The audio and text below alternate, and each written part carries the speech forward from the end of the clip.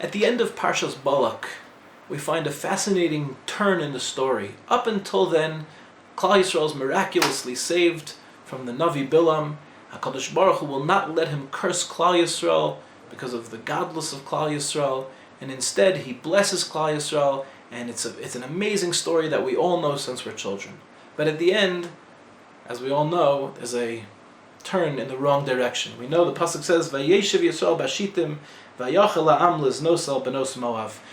Before Bilam left, Chazal tell us that he gave a plot to Balak, and he said to him, "Why don't you get Klal Yisrael to lay with the daughters of Shittim, and they will turn towards Nus." And as we know, they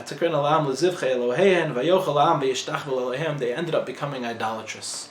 What was this Eitzah?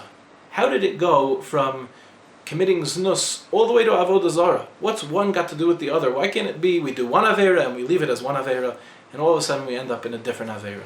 And not just any Aveira, but Avodah Zarah. Modesty. It's not just for women anymore. It's not about a button. Modesty is about a certain type of life. It's about recognizing the godless that's inside of us and treating that with sanctity. It's about creating appropriate boundaries and borders. When we act in a modest way, we've concealed ourselves in order to reveal a much truer self. One of my rebbeim told me that he was talking with a girl, and this girl was complaining how all the guys that she's dating, they're not really interested in her, they're just interested in her for other reasons, if you know what I mean. And he explained to her that when a person acts immodestly, they don't allow people to see them for who they truly are. When Klal Yisrael was acting immodestly, it meant they lost sight of their truest self. And when we lose sight of our truest self, it's a very slippery slope. The recognition that we have a spark of HaKadosh Baruch Hu inside of us is incredibly empowering. And it's also meant to be treasured. And like a treasure, we have to guard it carefully. Now here's what guarding it carefully looks like. It doesn't mean not showing people who you are. Adarabah, it's showing people who you really are. If you're showing people who you really are by the way that you dress, it's a little sad.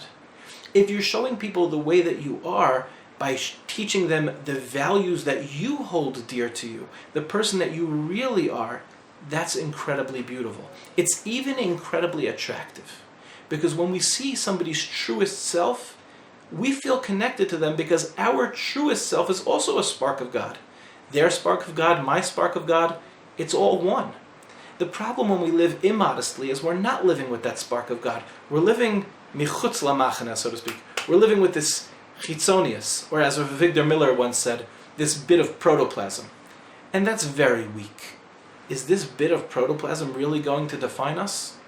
Because once it does, why not just worship that God? Worship the God of the not true self, the God of generation me, of I do whatever I want to do. Narcissistic Judaism. This tefillah isn't making me happy. This shiva isn't making me happy. It's not about us. It's about something that's much bigger than us, which is the godly spark that lies inside of us. And so Bilam knew what Klal Yisrael, what their weak point really was. If you have a treasure, don't attack the treasure. Attack the guards. Once the guards fall away, the treasure is there for the taking. It's not an accident that we live in a generation that suffers from immodesty. It's because we are the generation that is closest to Mashiach. We are ikvus to the Mashiach in every sense of the word. We are getting closer and closer to the revelation of the one true self. And so therefore, our avoda, again, like I said, it's not about a button. Our avoda is about acting modestly, acting in tune with our reality, creating healthy boundaries and borders that will allow us to deeply and richly connect to the people that matter.